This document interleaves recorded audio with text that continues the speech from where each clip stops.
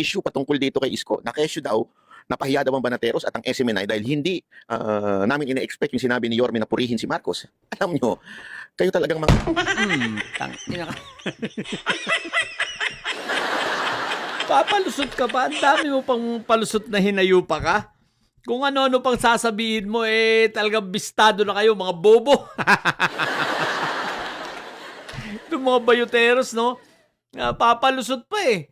Ang dami pa nito ni, ano pala, ni Bayot Bay na style bulok, no? Talaga namang, guys, kung pinanood nyo, no? Mahaba-haba rin. Gusto pang magpalusot nitong si Bayot Bay at i-justify pa nila yung kanilang mga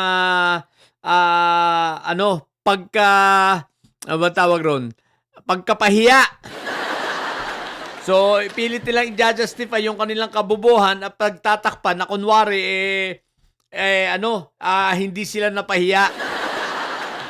Yan totoo. Kitang-kita naman ng tao, kitang-kita naman ng mga viewers ninyo, hinayupa ka. Tumaas nga lang ang views ninyo dahil kay Yorme. Kung hindi si Yorme ang nandiyan, ang views nyo, Diyos ko po, Rudy. Namamalimos na nga ang SMNI ng viewers. What the heck? Guys, eto balita. Oo, shoutout sa nagpapawis kong mukha. Syempre, kakatapos lang nating ano ba yung tawag doon? Facial. Wow! Namukha. Aba. Nagpa-facial daw naman siya. Ito mga bayoteros na ito, mga siraulo, no? Nagpa-facial na yan, sigurado ka? Pag ganyan na nagpa-facial, lugi, sa nag-facial dito, saan ka ba matatagpuan para maipamalita na namin na walang kwenta? Pag ganyan naman ang itsura ng na-facial na What the heck? Talagang imbis na ma-promote yung derma salon na yan di ba?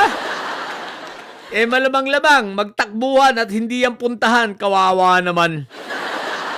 Yan palang itsura ng na-facial na? What the kahit anong gawin. Kung isipin mo, nagpa-facial ka na dyan, J. Baluga. Ang mukha mo, baluga pa rin. Pare-pareho. Basta mga bayoteros ang papangit ang hinayupak na yan. What the heck? Sige na, yun lang. O yan, magkakamukha na kayo, mga didilis. Pare-pareho ang bobo ang hinayupak na yan. Sa mga bobong didilis at may side nyo, ang tatay nyo ay preso, ang BP nyo ay bobo. Matili kayo mga bobo at may side sapagkat ang may side laging high blood. Bye!